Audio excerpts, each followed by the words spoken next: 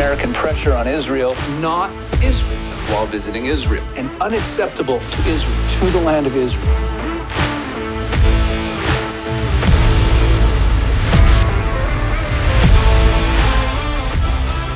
Welcome to Eyes on Israel. I'm Rabbi Pesach Wulicki. As you can see, I'm not in my usual studio. I'm coming to you from Nashville, Tennessee, from the Israel Summit. If you've been watching this show over the last few weeks, I talked about this wonderful event that is being sponsored by the Israel Guys and the Keep God's Land Coalition, where we have gathered together many speakers from Israel and pro-Israel speakers from around America, including major leaders like NRB President Troy Miller and former Congresswoman Michelle Bachmann and many, many others who are here. Just an interesting note about the Israel Summit. Originally, it was supposed to be at one hotel, and pro-Hamas, anti-Israel agitators threatened the hotel, causing the hotel to cancel the event. As a result of a media uproar over this, the event moved to a new location where Dave Ramsey, yes, that Dave Ramsey gave his convention center free of charge to the Nashville Israel Summit. And as a result of the media attention, the summit is now twice as large in terms of attendance as it originally was. So kudos to the anti-Israel pro-Hamas protesters for greatly amplifying and increasing the effectiveness of this pro-Israel Nashville summit. Thank you so much for your bomb threats and your other threats to the hotel. Well, the check is in the mail. The reason that we're recording from a hotel room here in Nashville is because of some breaking news. As you'll see in the following segments, the rest of this episode was recorded before I flew to the United States, but we couldn't avoid this major news story that broke a couple days ago when Ibrahim Raisi, the president of Iran, was killed in a helicopter crash. Now, to those of us in the Western world, we look at a dead president of an evil regime and we wonder what the implications are for geopolitics, what the implications are for Israel. Does this really matter in any way? And who exactly was Ibrahim Raisi? So to make sense of it all, we bring back our good friend, geopolitical analyst, Middle East expert, and military expert, Reserve Major Elliot Chodov. Elliot, welcome back to Eyes on Israel. How are you? I'm good. Thanks, Pesach. Good to be back. So, Elliot, can we make sense of this? I noticed when I look at Ibrahim Raisi's bio that he was considered part of the more conservative wing in Iran. When he defeated Rouhani back in 2017, Rouhani was called a moderate. But from where I sit, living in Israel, I don't know if there are any moderates in Iran. I don't really understand how to read that. And are there any actual implications geopolitically or for Israel's security in the death of Ibrahim Raisi? So first of all, you're right, Pesach. There are no real moderates in the political echelon. I mean, there are moderates in the population and there are anti-regime people in the population. But if we're talking about the political structure, it's a closed shop. Anybody who runs for president has to be approved by the supreme leader, Ayatollah Khamenei. In other words, it's whoever they let run can run, and then it's a question of which of those five get in, so that we can rate them on a scale of 1 to 5, but it's really pretty much identical. So let's say he was within that frame, he was the hardliner. But not. So this not means that there liberal. weren't really major foreign policy implications. There's no real implications for Israel's security in this.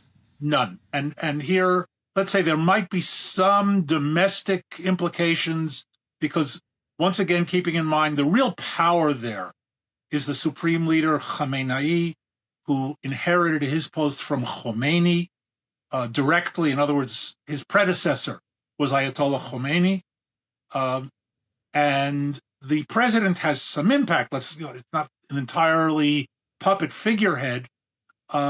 So let's say on domestic politics, on internal economics, there is some difference between one candidate and another. From an international perspective, from an Israeli perspective, virtually no difference whatsoever. Now, Raisi himself was not only a hardliner; he's an old school hardliner. His career dated back to way back in the regime. He was once known as the hangman of Tehran or the butcher of Tehran. He was responsible for the deaths, the mass executions of protesters back in the day. So he wasn't a nice person under the best of circumstances. So if you ask me, is there any effect in people like him dying? Yeah, the atmosphere is a little bit better in the world today with him not being part of it. But beyond that, the regime is the regime. The only sort of twist in this, or quirk in it, is that he was being touted as a perhaps possible replacement for Khamenei who was 85 years old, when the time comes for him to go and be replaced. And that might put a little bit of a spin into succession operations and things like that. It also gives an idea of where he stood politically. He was in the Khamenei line of thought. But don't worry, they'll find somebody else. We have to keep in mind. So when we say that So when we say that personnel is policy, that's really more about freer, more Western regimes. But in a situation like this, unless you're the supreme leader, pretty much the regime is going to toe the party line. Exactly. And in this case, if they follow the tradition started by Khomeini, the next supreme leader will be at least pointed at, if not appointed, by Khamenei. Khomeini appointed Khamenei as his successor. So there isn't a lot of outside influence here. It's direct line descent, dynasty, not genetic dynasty, political dynasty. So this regime isn't shifting very much one way or the other. All right, Elliot, so we have about 4.5 minutes left, and there's another headline that's hit the airwaves while I've been in the U.S. over the last couple of days. Just a couple of days ago, the International Criminal Court, or which, again, we've talked about it on the show. We had Eugene Kontorovich on a couple of weeks ago talking about how it doesn't really have any teeth. It's really more of just a politicized NGO than a court. But nevertheless, it has some serious implications. That they've called now for arrest warrants for Prime Minister Benjamin Netanyahu and Defense Minister Yoav Gallant.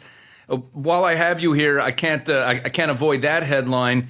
Can you make sense of that for us and tell us, on the one hand, like I said, it's kind of a court without any teeth. On the other hand, I think that we should be worried about this. Can you make some sense of it and tell us how we should be seeing this? Yes, and keeping in mind as well that the United States has also been very suspicious. The U.S. is not a signatory to the Rome Statute. It's not a participating country in the court, and has had its run-ins for exactly the same reason.